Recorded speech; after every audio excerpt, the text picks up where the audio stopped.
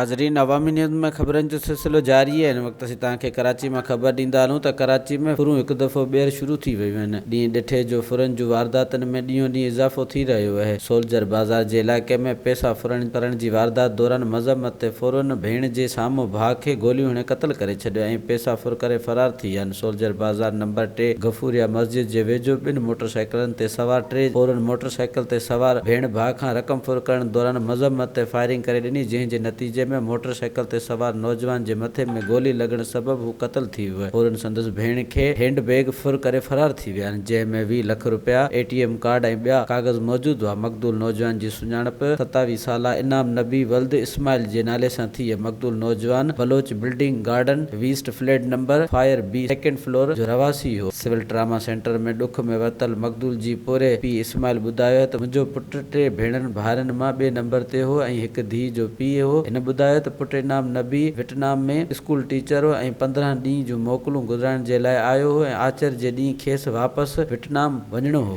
वधीक ख़बरनि ऐं तफ़सील जे लाइ विज़िट कयो असांजी वेबसाइट awamiNewsHD.com ऐं ॾिसंदा रहो अवामी न्यूज़ HD।